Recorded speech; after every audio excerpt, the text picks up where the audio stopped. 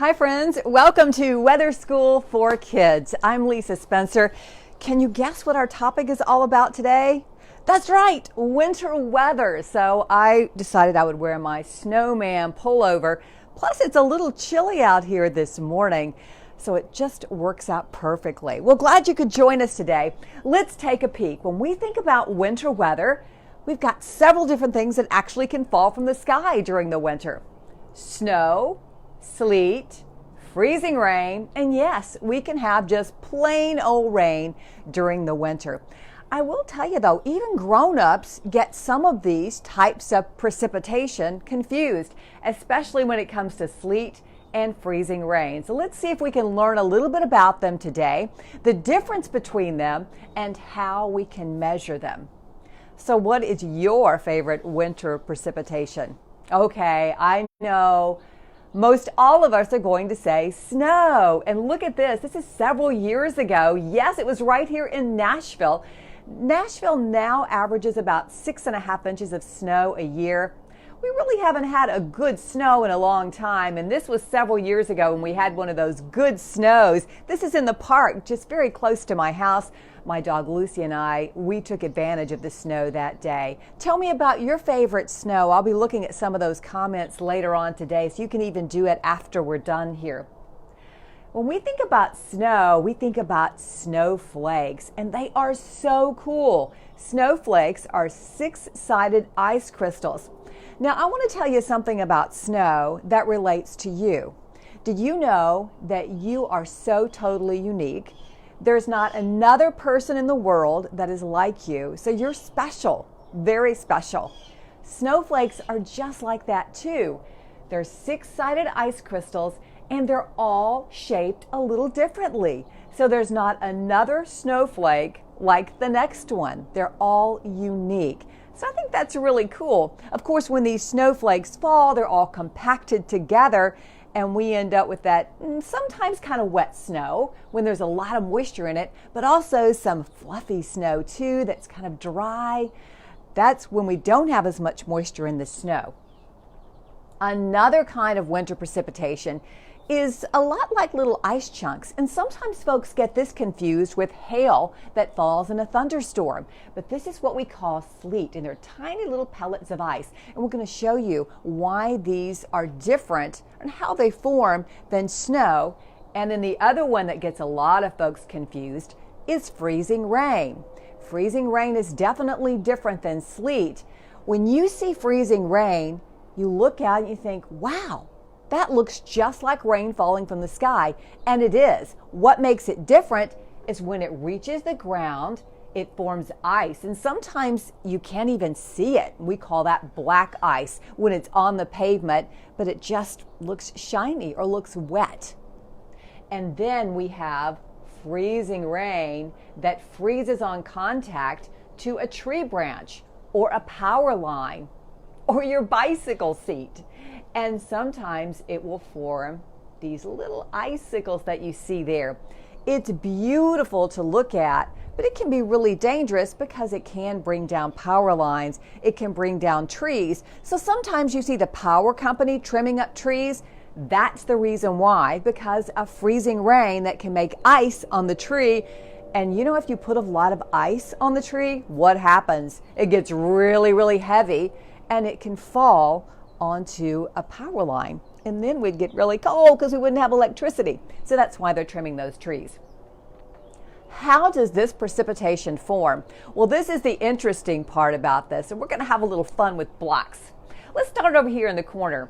When it is snowing, we are talking about snow falling through very cold air, generally around 32 degrees from the cloud to the ground. So let's take a look at it here. First off, let me show you.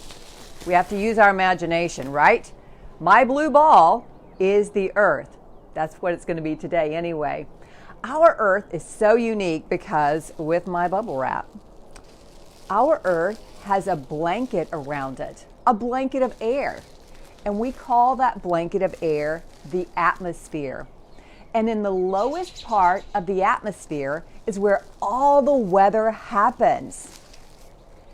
But that layer that's closest to us where we have all our weather happening, the temperature of that air changes. It changes from where we are on Earth to up above us. So we said snow, peek over here one more time, has to be in this cold layer right through here. So let's use our blocks to show that. Blue, usually we think of that as a cool color, right? So here's our layer of blocks. That's where the snow is going to fall. It's cold all the way up in the atmosphere.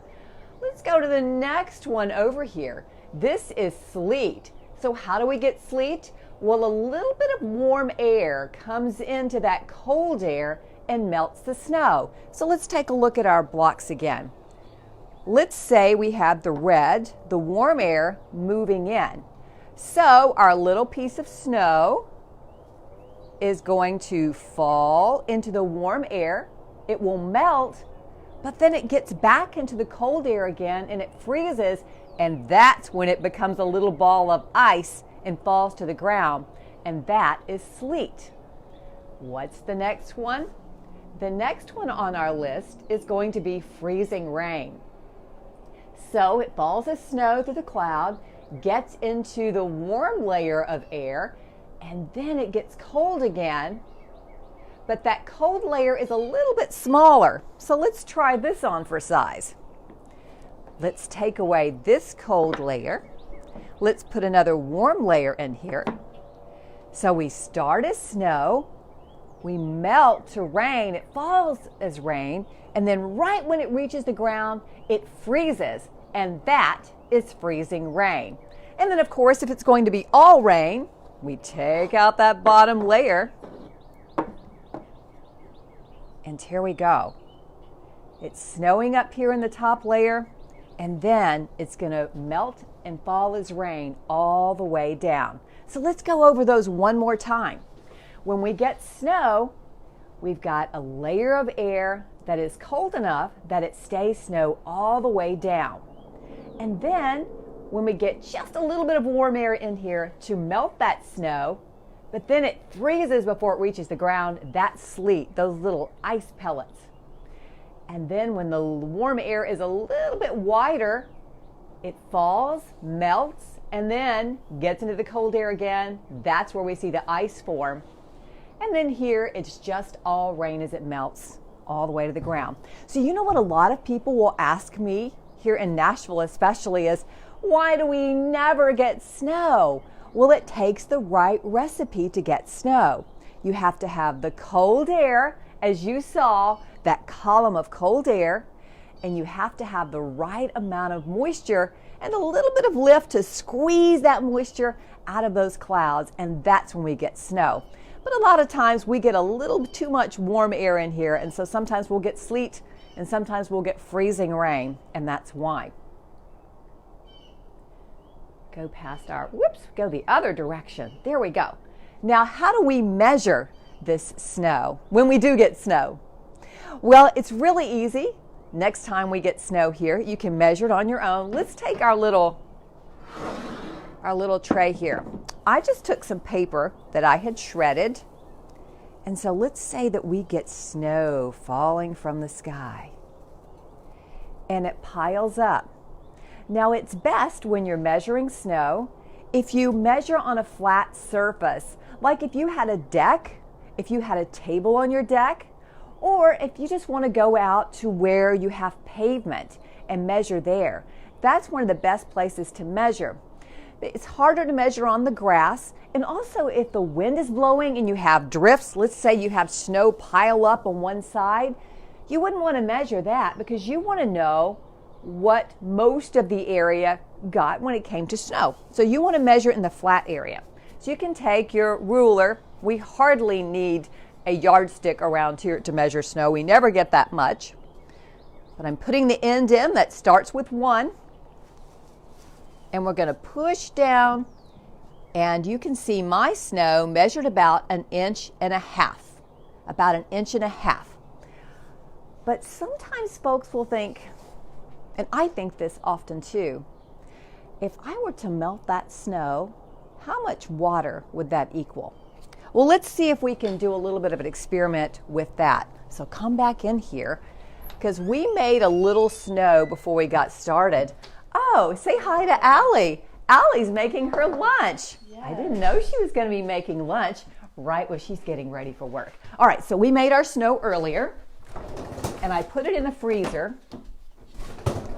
Now, I made my snow out of ice, so we have to use our imagination a little bit, because if we had real snow, it would be a little bit fluffier. I'm going to fluff it back up because it's been in the freezer for a little while. We had to put it in the blender. If you want to do this at home, we took some ice cubes and we put them in the blender and chunked them, just kind of made them a little bit finer. See, that looks a little bit more like snow. And Lucy's wondering what we're doing. Take a look at Lucy right there. Isn't she cute? That's Lucy. That's our 14-year-old dog. She's so awesome. She's like, Mommy, do you have food for me? You're in the kitchen making noise over here. What do you have? All right, so we're going to put all of our snow into our little glass here where you can see it better. All right, that's pretty good. We'll fill it up. Now, let's measure how much snow we have in this glass. And we have, that's part of Allie's lunch. We have about 3.5 inches of snow in our glass. Okay, so now we want to know how much water this snow equals. So of course, if you're going to do this on the stove, you're going to need Mom or Dad or someone to help you with this. You can also do this with a blow dryer, but it's going to take a little bit longer. So we're going to let this melt because we want to know how much water this is. So let's sing some snow songs while we wait for it to melt. Let's see, what's a good snow song? Oh, how about Let It Snow? Oh, the weather outside is frightful, but the fire is so delightful. It is. It's kind of hot. And since we've no place to go, let it snow, let it snow, let it snow. How about Jingle Bells? I bet you haven't sang that one in a long time. Dashing through the snow in a one-horse open sleigh, o'er the fields we go, laughing all the way. Ha ha ha, bells on bobtail rings, making spirits bright. What fun it is to ride and sing a sleighing song tonight. Oh, and almost done. Jingle bells, jingle all the way. Oh, what fun it is to ride in a one-horse open sleigh. Are you singing with me? Hey, jingle bells, jingle all the way. Oh, what fun it is to ride in a one-horse open sleigh. It's almost done, my friends. Okay, so we have liquid now where we had snow. And let's put this back into our glass. Oh, wow. Do you remember our glass was almost to the top when it was snow? Now we measure it, and it measures about just under 2 inches, about 1.5 inches. Okay, well, we have to take into consideration with our little experiment that it wasn't true snow. It wasn't really fluffy like true snow, so it wouldn't be quite as accurate as what we would get if we were using real snow and melting it, but it really helps you know that the amount of snow that you have, even though it fills up a bit, when you melt it down, when you get all the air out of it and melt it down, it doesn't equal as much. And as a general rule, 10 inches of snow equals 1 inch of water. So sometimes it's a little more, sometimes it's a little less, but that's the general rule, is 10 inches of snow equals 1 inch of water. What are some of your favorite things to do in the snow? Well, this is one of mine. I like snow tubing, and I got to do this winter. Tell me, what are some of your favorite things to do in the snow? Do you like to build a snowman? Do you like to go sledding? I like that too. Well, you can take some of those ideas and send me a winter weather art picture or a craft if you'd like. Now this one is where someone has taken some cotton balls and made some eyes, and you can see there a little construction paper. You can just draw yours. You can make one with crayons, or you can use some cotton balls or anything that you can do to use your imagination. that even though it's sunny and warm outside, I want to see those winter weather pictures. And you know what I'm going to do with them? I'm going to show them on television tonight. So if you can do that this afternoon and then watch me this evening, you may very well see your picture on TV. So you can send it to lspencer@wsmv.com, and oopsie, I forgot my M. lspencer@wsmv.com should be there. So do that, and you can also send them to us on the News 4 app, or you can post them here on Facebook. But I love getting your questions too, so you can send those to lspencer@wsmv.com as well. I hope you have enjoyed learning a little bit about winter weather today, where we can see if you've got a layer of cold air and then warm air, how you can change snow to rain, or you can make sleet by melting it and then refreezing it again. Lots of fun you can have with blocks there.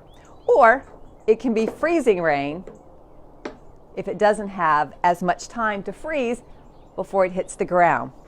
So we've got snow, sleet, freezing rain, and rain as wintertime weather. You can learn more about weather. If you'd like to take a look at some of my other Weather School for Kids videos, just go to my YouTube channel, Lisa Spencer, and I have some of those for you there. I look forward to seeing you again right here on News 4 and on our WSMV Facebook page. Have a wonderful day. Thinking about snow.